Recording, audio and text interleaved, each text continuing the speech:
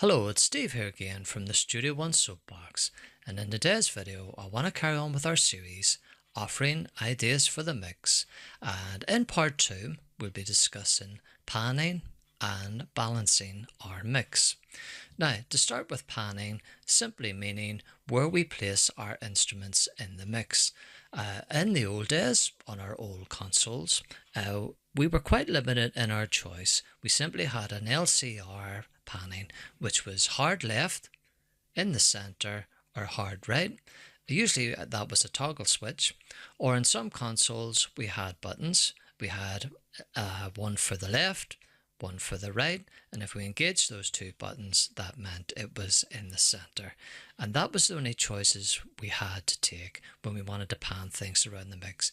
And in some ways it helped because it kept things quite simple and quite basic, and it helps to take that type of thing out of the equation when it comes to coming to a complex mix.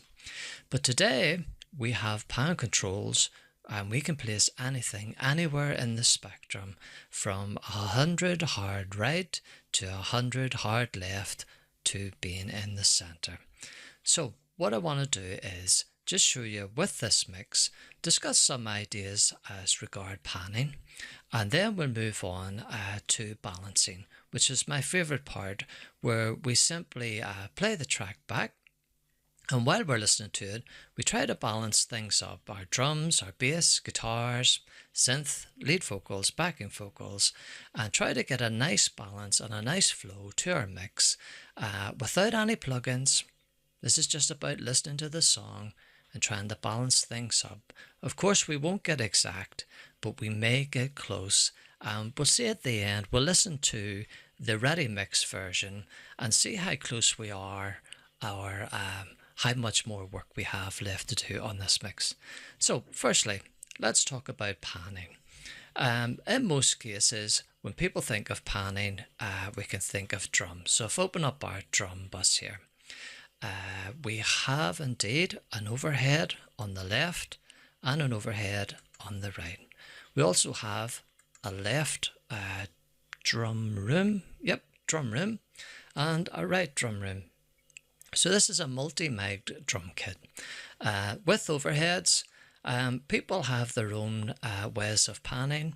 Some like them a bit wider than others, but on average, it's going for maybe a 60 on the left or 60 on the right.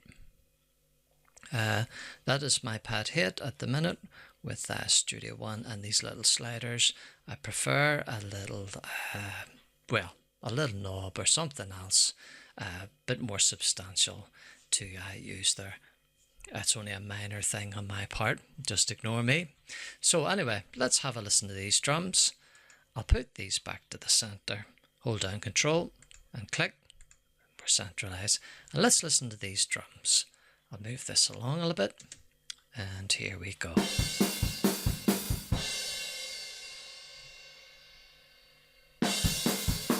That's a little low on the drums. I know we've set our levels, gain staging. Let's raise these up a bit, just so we can hear them.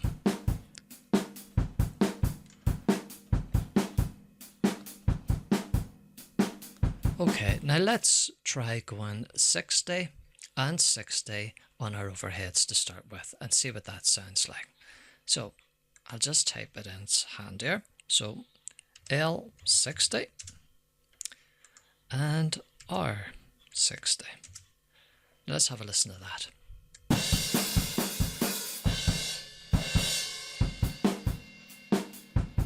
Instant width, lovely. Drums seem more alive already, but just a little bit of panning, going 60 on the left and 60 to the right with our overhead mics. When it comes to the room, we'll try going 100 hard left and 100 hard right. So let's play this back again. Let's pan these.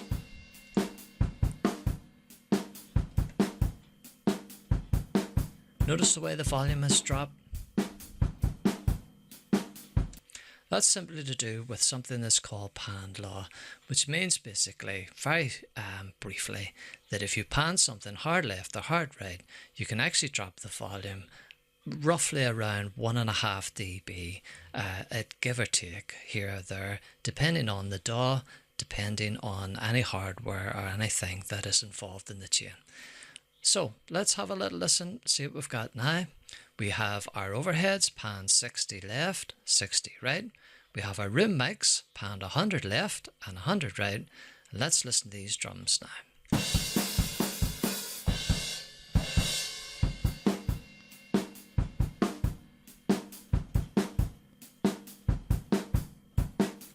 So, as you can hear, there's more work to be done there. I'm sure there's things out of phase, probably out of timing. Might need to do a bit of time adjusting, but we'll not do that in this video. This is just about panning ideas and balancing up the mix. So let's say that, for instance, that's our drums. That's as much as we want to get into now. Next up, we have our bass. I think most people agree bass should just be center. Lower frequencies don't work out too well if you start panning them around in stereo. Better having them in the center, and I think that is the general consensus right across the board. I don't think many would argue with that. Next up, we have our guitars. Now in this track, if I slide this over a lot, as you can see, loads of guitars have come with this track.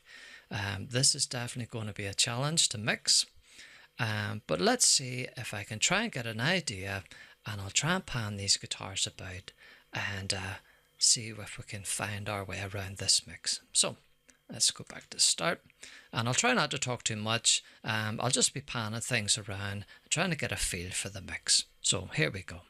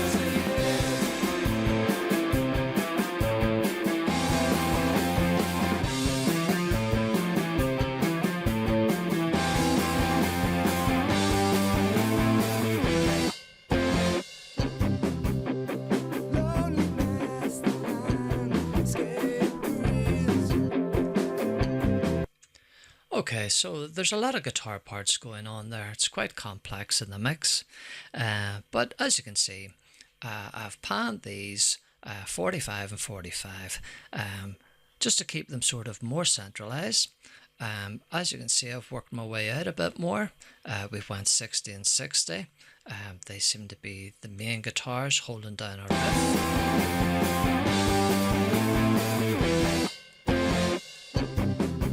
That seems to be the main guitars there.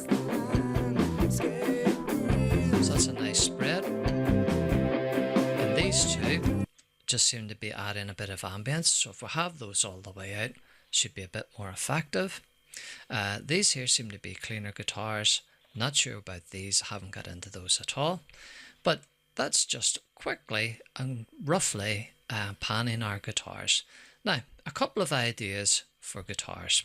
So say for instance we have these two guitars, this one and this one, this one and this one. We have those panned as you can see, this guitar is panned. There's two mics on it, and it's panned 60 to the left. This one here, its match is a different guitar, I would imagine, or the same guitar, maybe a different cabinet or something like that. Just something that creates slightly different so that it doesn't cancel each other, right? And it's panned 60 as well. So say we keep them at 60 for our verse, and then for a fact, when we hit our chorus, if we pan these full 100 left and right, that can add a bit of excitement and a bit more oomph to the chorus, and the mix will sound like it got wider and maybe bigger, and give that more sort of wow factor to the listener. Just one idea. Another idea, for instance, if we had two acoustic guitars, one left, one right, and we had electric guitar, one left and one right. Well, what you could do there, if your acoustics were, say, pan 60 left and right, and your electrics were 100 left and right, come to a chorus section, you could pan your acoustics 100 left and right, and bring the guitars down to 60. And just that shift in the audio can create excitement as well. And it's just two ideas. So you can have things pan 60, go full 100, something like that for the chorus section. Just widen it out, make the chorus sound bigger. Or if you have an acoustic guitar, an electric guitar, and you have one pan at 100, one pan at 60, you could switch those around when it comes to the chorus, just to give added effect. Just a couple of ideas there. Right, so that's pretty much the guitars kind of panned. We'll play the rest of this. I'll see what the synths are doing, and we'll see if we could do a bit of panning there. Let's see. Okay, that's just a pad, so we'll leave that maybe center.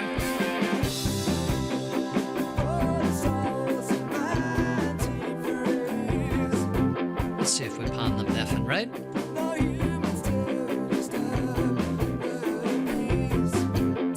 That's not bad. You have this synth lead adding a bit of interest in the right speaker, and it does sound quite nice. Let's go back on that again.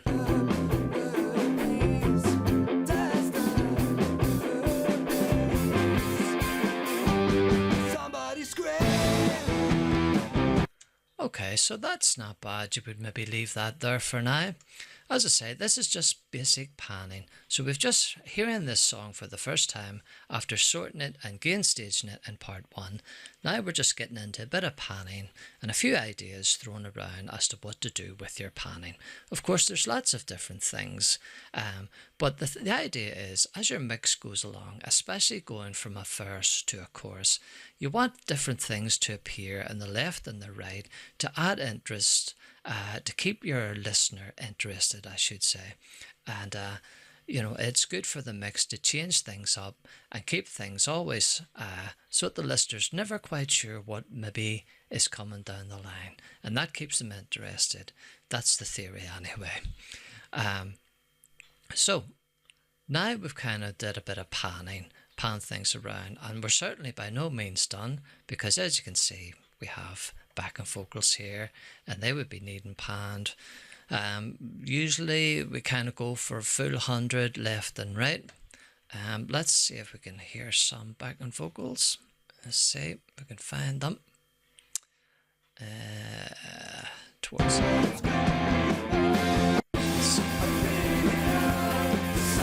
so we just go hard left, hard right.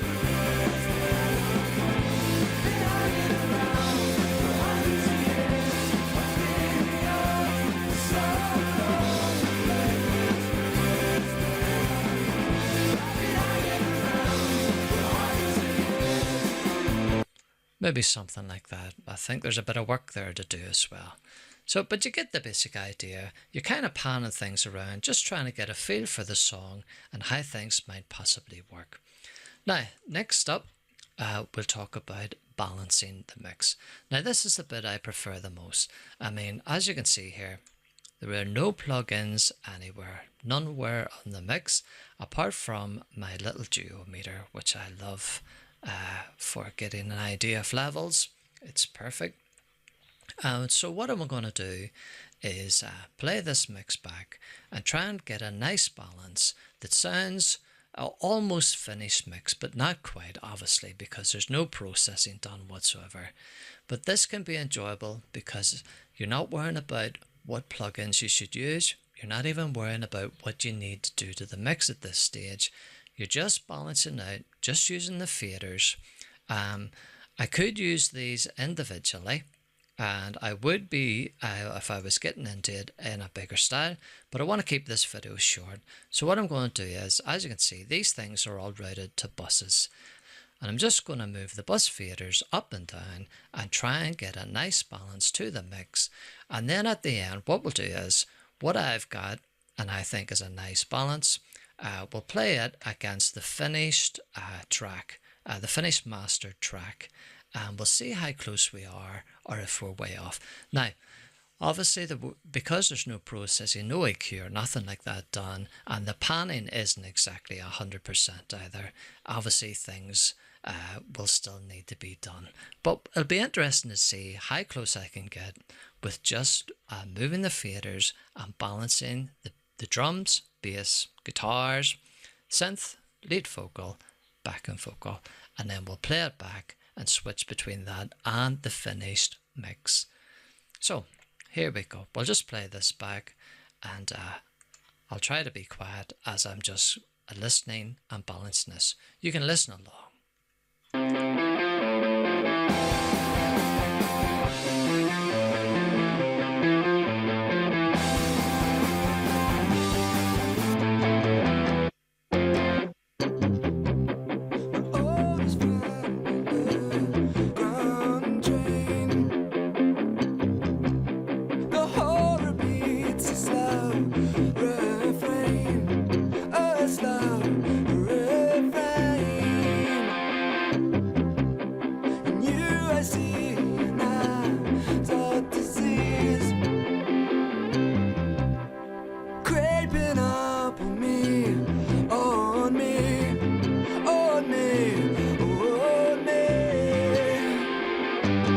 Somebody scream! Somebody scream! Please! I've been here for so long, the ravens roosting are gone. Been hanging around for hundreds of years. I've been here for so long, the ravens roosting are gone. I've been hanging around for hundreds.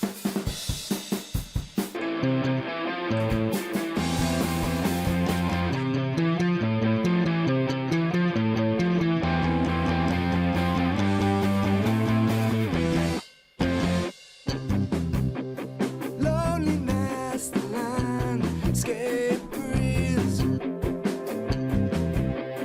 wading through a sea of leaves, a sea of leaves. For the souls of my antiphrases, no humans to disturb the peace, disturb the peace. Somebody scream! Somebody scream! Somebody scream, scream, scream, scream! Oh, yeah. Okay, I'm pretty happy with that. It's not too bad at all. Let's have another wee listen back to that, and we'll see how we've got on with our balancing. My